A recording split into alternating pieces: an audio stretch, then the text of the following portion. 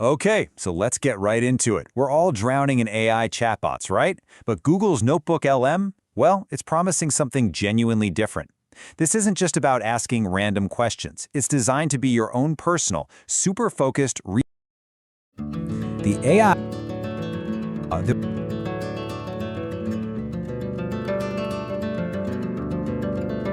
You might need to bring in other tools. Gospel.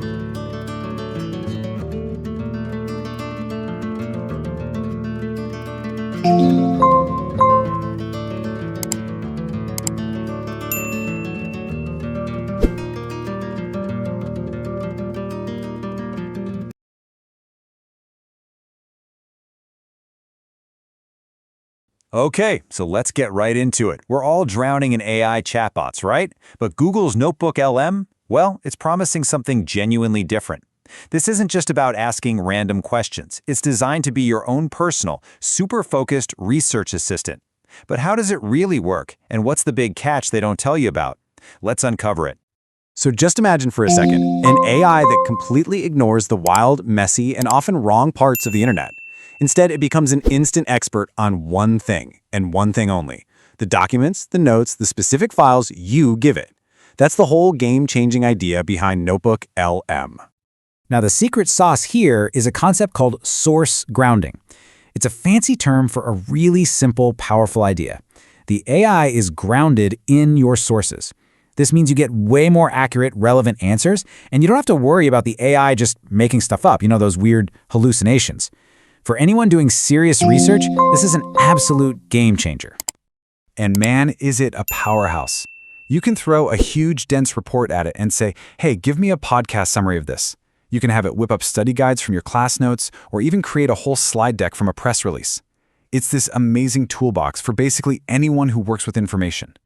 But here comes the twist. It sounds perfect, right? Well, as people started using it, they began noticing something off, a really big critical flaw that was hiding in plain sight.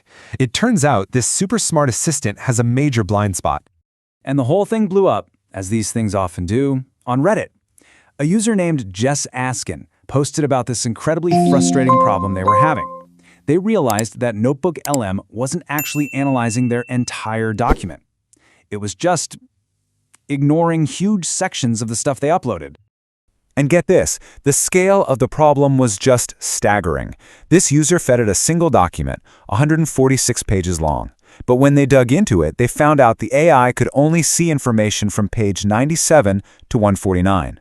The first 96 pages, they might as well have been completely invisible. And here is the absolute wildest part. When the user confronted the AI about it, it just admitted it. It straight up said, yep, my ability to draw information is confined, and I'm operating with a limitation. This wasn't some little bug, it was a fundamental constraint baked right into the system. So what on earth is going on here? Is the tool just broken? Well, no, not exactly. To really get what's happening, we gotta pop the hood and see how this magic actually works. This is the question on everyone's mind, right? If you upload an entire book, why can't the AI just read the entire book? The answer is because it's not really reading in the way we think of it. It's doing something a lot more complex. The technology is called Retrieval Augmented Generation, or RAG for short. Now, instead of trying to cram your entire 500-page document into its short-term memory, the AI does a two-step process. First, it retrieves. It searches through everything you gave it to find the most relevant little pieces. Then, and only then, it uses those pieces to generate an answer. Okay, the best way to think about this is like a researcher in a giant library. All your uploaded files, that's the entire library. When you ask a question, the AI sprints through the aisles and grabs a bunch of books that look relevant. That's the retrieval part. But here's the key. It doesn't bring the whole library back to its desk. It only brings back a small stack of pages. And its final answer is written based only on that tiny stack, meaning some absolutely crucial context from a book left on the shelf could be completely missed. Now, before you write this tool off because of the invisible data problem, you need to understand that this is not some forgotten side project for Google. They are pouring resources into this, and it is evolving at a wild pace. I mean, just look at this timeline. It started as this little experiment called Project Tailwind back in 2023. By late 2024, it was a full-blown, stable product. Then came a premium version for businesses. And since then, new features have just been rolling out one after another, from mind maps to infographics. And that toolbox is getting seriously packed. Audio overviews that can turn your notes into a private podcast? Check. Working in different languages? It supports over 35 of them. It can even generate images now to go along with your research. It's really becoming this all-in-one multimedia research partner. Okay, so here's the million-dollar question. How do we actually use this incredibly powerful but kind of flawed tool effectively? Well, knowing its limitations is half the battle. Now, let's get into how you can tame this AI assistant and make it work for you. So, the best way to look at NotebookLM is as a brilliant first draft machine. It is fantastic at synthesis and summarization. But for that final polished product, you might need to bring in other tools. Take its audio feature. It's great, but it's English only and you can't edit it. So you'd use NotebookLM to generate the script, then pop it into a professional tool for that broadcast quality voice in any language you want.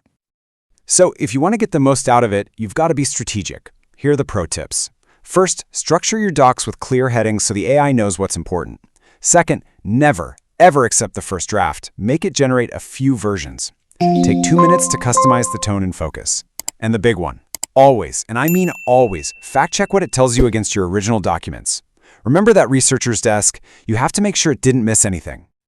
But here's the thing. Even with all its quirks, this tool can be shockingly creative. A reviewer from CNET told this great story about recording a phone call with their aunt to get a family gumbo recipe. They fed that audio file into NotebookLM, and what came out wasn't just a boring recipe. It was this charming, funny presentation called Aunt Carol's Gumbo Gospel. It had pulled the context and the personality from the call. That's the wildcard potential right there. At the end of the day, AI assistants like NotebookLM are incredibly powerful, but they are not perfect. They're not magic. They're just complex systems with very specific strengths and very real weaknesses. But now you know the difference. Now you understand the invisible data problem, and more importantly, how to work around it. So the real question is, what are you going to build with it?